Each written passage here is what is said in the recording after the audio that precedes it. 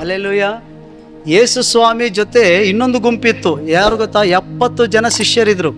ಈ 12 ಜನ ಶಿಷ್ಯರನ್ನ ಬಿಟ್ಟು ಇನ್ನೊಂದು ಗುಂಪಿತ್ತು, 70 ಜನ. ಎಷ್ಟು? ಯೇಸು ಸ್ವಾಮಿಯಲ್ಲಿ ಬೋಧನೆ ಮಾಡ್ತಿದ್ದಾರೆ.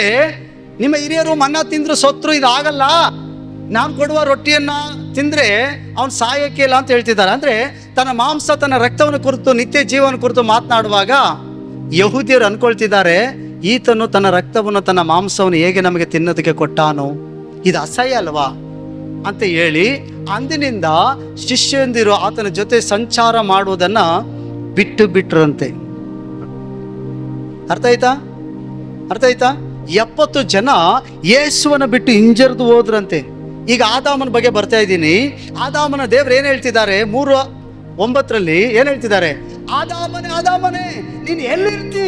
ಯಾವಾಗ ಒಬ್ಬ ಮನುಷ್ಯ ದೇವರ ಅನ್ಯೋನ್ಯತೆಯಿಂದ ದೂರ ಆಗ್ತಾನೋ, ದೇವರನ್ನ ಬಿಟ್ಬಿಡ್ತಾಳೋ, ಅವ್ರು ಯಾರ ಅನ್ಯೋನ್ಯತೆಗೆ ಹೋಗ್ತಾರೆ ಗೊತ್ತಾ? ಯಾರ ಅನ್ಯೋನ್ಯತೆಗೆ? ಯೋಹಾನ್ ಬರೆಸೋರ್ತೆ ಎಷ್ಟನೇ ಅಧ್ಯಾಯ ಓದ್ತಾ ಇದ್ದೀರಿ? ವಚನ ಎಷ್ಟು? ಏನಾಯ್ತು ಅಲ್ಲಿ? ಏನ್ ಹೇಳ್ತೈತೆ 66? ಅಂದಿನಿಂದ ಆತನ ಶಿಷ್ಯರಲ್ಲಿ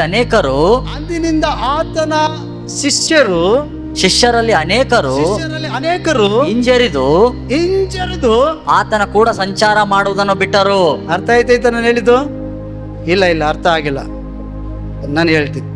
ಈಗ ಸ್ವಾಮಿ ಆದಾಮನ್ ಕೇಳ್ತಾ ಇರೋದೇನೆಂದ್ರೆ, ಆದಾಮನೇ ನನ್ನ ಸಹವಾಸ, ನನ್ನ ಐಕ್ಯತೆನ ಬಿಟ್ಬಿಟ್ಟಲ್ಲಪ್ಪ, ಈಗ ಯಾರ ಜೊತೆ ಐಕ್ಯವಾಗಿರ್ತಿ? ಈಗ ಶಿಷ್ಯಂದಿರು 70 ಜನ ಯೇಸುವಿನ ಜೊತೆ ಐಕ್ಯನ ಬಿಟ್ಬಿಟ್ರು, ಯೇಸುವಿನ ಜೊತೆ ಹೋಗೋದು ಬಿಟ್ಬಿಟ್ರು. ಈಗ ಯಾರ ಜೊತೆ ಹೋಗ್ತಿದ್ದಾರೆ? ಯಾರ ಹಿಂದೆ ಹೋಗ್ತಿದ್ದಾರೆ? ಸೈತಾನನ ಹಿಂದೆ ಹೋಗ್ತಿದ್ದಾನೆ. ಅರ್ಥ ಆಯ್ತಾ? ಯೇಸು ಸ್ವಾಮಿ ಸಂಬಂಧ ಯಾವಾಗ ನೀನು ಬಿಡ್ತೀಯೋ, ನಿನಗೆ ಇನ್ನೊಬ್ಬ ಸಂಬಂಧ ಆಗ್ತಾನೆ, ಅವನೇ ಸೈತಾನನು. ಅರ್ಥ ಆಯ್ತಾ? ಈಗ ಅಲ್ಲಿ 6ನೇ ಅಧ್ಯಾಯ ಓದ್ತಾ ಇದ್ದಿ, ಯೋಹಾನ್ ಬರೆಸೋರ್ತೆ ವಚನ ಎಷ್ಟು? ಏನಾಯ್ತು ಅಲ್ಲಿಗೆ? 3 ಸೇರಿದ್ರೆ ಈಗ ಯೇಸು ಸ್ವಾಮಿನ ಬಿಟ್ಟು ಯಾರ ಜೊತೆ ಈಗ ಸಹವಾಸ ಮಾಡಕ್ ಹೋದ್ರು ಅವರು? ಇದೇ ದೇವ್ರು ಆದಾಮನ ಕೇಳ್ತಾ ಇರೋದು, ಇದೇ ದೇವ್ರು ನಿನಗೂ ನಾನು ಕೇಳ್ತಾ ಇರೋದು. ನನ್ನ ಜೊತೆ ನೀನು ಸಹವಾಸ ಬಿಟ್ರೆ ನೀನು ಯಾರ ಜೊತೆ ಸಹವಾಸ ಇರ್ತೀಯ? ನಾನು ದೇವ್ರ ಜೊತೆ ಸಹವಾಸದಲ್ಲಿದ್ದರೆ ನಾನು ದೇವ್ರ ಜೊತೆ ಅನ್ಯೋನ್ಯತೆಯಲ್ಲಿ ಇರ್ತೀನಿ. ದೇವ್ರ ಅನ್ಯೋನ್ಯತೆಯಲ್ಲಿ ಬಿಟ್ಟರೆ ನೀನಾಗಲಿ ನಾನಾಗಲಿ ಸೈತಾನ್ ಜೊತೆನೇ ಅನ್ಯೋನ್ಯತೆಯಲ್ಲಿ ಇರೋದು. ಇಲ್ಲ ನಾನು ಯಾರ ಜೊತೆನೂ ಫ್ರೆಂಡ್ಶಿಪ್ ಮಾಡಲ್ಲ, ಯಾರು ಬೇಡ, ಹಿಂಗಿರೋಕ್ಕಾಗಲ್ಲ ನೀನು. ಅರ್ಥ ಆಯ್ತಾ? ದೇವ್ರ ಸಂಬಂಧ ಯಾವಾಗ ನೀನು ಕಳ್ಕೊಳ್ತೀಯೋ, ನೆಕ್ಸ್ಟ್ ನಿನ್ನ ಜೊತೆ ಜೋಡಣೆ ಆಗದೆ ಸೈತಾನ್, ಅವನ ಜೊತೆನೇ ಹೋಗ್ಬೇಕು. ನೀನು ಪ್ರಾರ್ಥನೆ ಮಾಡೋದನ್ನು ಬಿಡ್ತೀಯಾ? ಪರಿಶುದ್ಧತೆನ ಕಳ್ಕೊಳ್ತೀಯಾ? ದೇವರ ಮಾತಿಗೆ ವಿಧೇಯನಾಗೋದನ್ನು ಬಿಡ್ತೀಯಾ? ದೇವರ ಆರಾಧನೆ ಮಾಡೋಕ್ಕೆ ಬಿಡ್ತೀಯಾ? ದೇವ್ರ ಜೊತೆ ನಡೆಯೋದು, ಜೀವಿಸೋದನ್ನು, ದೇವ್ರ ಜೊತೆ ಸಂಬಂಧ ಯಾವಾಗ ಬಿಡ್ತೀಯೋ, 666 ಸೈತಾನ್ ಜೊತೆನೇ ನಿನ್ನ ಜೋಡಣೆ. ನೀನು ಅನ್ಕೊಳ್ತೀನಿ ನಾನು ಚರ್ಚಿಗೆ ಬರ್ತಾ ಇದ್ದೀನಿ, ಪ್ರಾರ್ಥನೆ ಮಾಡ್ತಿದ್ದೀನಿ, ಕಾಣಿಕೆ ಕೊಡ್ತಾ ಇದ್ದೀನಿ, ನೀನು ಸೈತಾನ್ ಜೊತೆನೇ ಸಂಚಾರ ಮಾಡ್ತಾ ಇರೋದು. ಯಾಕಂದರೆ ದೇವ್ರ ಜೊತೆ ಅನ್ಯೋನ್ಯತೆಯಲ್ಲಿ ಇರುವವರು ಏನಂತೆ? ಅವ್ರೇನಾಗಿರ್ತಾರೆ?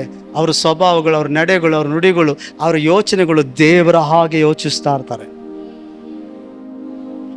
ದೆವ್ವದಾಗಲ್ಲ. ಅರ್ಥ ಆಯ್ತಾ? ಹಾಗಾದರೆ ವಾಕ್ಯ ಹೇಳ್ತದೆ, ಯಾವಾಗ ದೇವರಲ್ಲಿ ಆದಾಮನ ಕೇಳ್ತಿದ್ದಾರೆ, ನನ್ನ ಸಹವಾಸ ಬಿಟ್ಬಿಟ್ಟೆ, ನನ್ನ ಅನ್ಯೋನ್ಯತೆ ಬಿಟ್ಬಿಟ್ಟೆ, ಈಗ ಇನ್ಯಾರ ಜೊತೆ ಇರಕ್ಕೆ ಹೋಗ್ತಿದ್ಯಪ್ಪ ಅಂತ ಕೇಳ್ತಿದ್ದಾರೆ. ಹಾಗಾದರೆ ಸೈತಾನ್ ಜೊತೆ ಏನಂತೆ? ಅನ್ಯೋನ್ಯವಾಗಿರಕ್ಕೆ ಹೋದ. ನೀವು 4ನೇ ಅಧ್ಯಾಯನ ಓದೋದಾದ್ರೆ ಆದಿಕಾಂಡ, ಅಲ್ಲಿ ಏನು ಹೇಳ್ತದೆ? ಅವ್ವ ಹೇಳ್ತಾಳೆ, ಯೆಹೋವನ ಅನುಗ್ರಹದಿಂದ ಆದಾಮನು ತನ್ನ ಹೆಂಡತಿಯಾದ ಅವ್ವಳನ್ನು ಕೂಡಲು ಆಕೆ ಗರ್ಭಿಣಿಯಾಗಿ ಯೆಹೋವನ ಅನುಗ್ರಹದಿಂದ ಗಂಡು ಮಗುವನ್ನು ಎತ್ತಳು. ಆ ಮಗುಗೆ ಕಾಯಿನಂತೆ ಹೆಸರಿಟ್ಟರು. ತರುವಾಯ ಯೆಹೋವನ ಅನುಗ್ರಹದಿಂದ ಇನ್ನೊಂದು ಗಂಡು ಮಗು ಹುಟ್ಟಲು ಅದಕ್ಕೆ ಏಬೇಲ ಅಂತ ಹೆಸರಿಟ್ಟರು. ಅರ್ಥ ಆಯ್ತಾ? ದೇವರ ಅನ್ಯೋನ್ಯತೆಯಲ್ಲಿ ಇರೋರು ಹೆಂಗಿರ್ತಾರೆ? ಇವರು ದೇವರ ಅನ್ಯೋನ್ಯತೆಯಲ್ಲಿ ಬಿಟ್ಟ ತಕ್ಷಣ ಯಾರು ಅನ್ಯೋನ್ಯತೆಯಲ್ಲಿ ಹೋದ್ರು? ಅದಕ್ಕೆ ಏನಾಯಿತು? ಫಸ್ಟು ಹೊಟ್ಟೆ ಕಿಚ್ಚು ಅನ್ನೋದು ಬಂತು, ಪಾಪ ಹಿಡಿತು, ಸ್ವಂತ ಅಣ್ಣನೇ ತಮ್ಮನನ್ನು ಕೊಂದ. ಫಸ್ಟ್ ಕ್ರೈಮ್ ಎಲ್ಲಿ ನಡೀತು? ಆದಾಮನ ಮನೇಲಿ ನಡೀತು, ಮರ್ಡರ್. ಅರ್ಥ ಆಯ್ತಾ? ಹಾಗಾದರೆ ನೀನು ದೇವ್ರ ಅನ್ಯೋನ್ಯತೆಯಲ್ಲಿದ್ದರೆ ನಿನಗೆ ಸಮಾಧಾನ ಇರ್ತದೆ.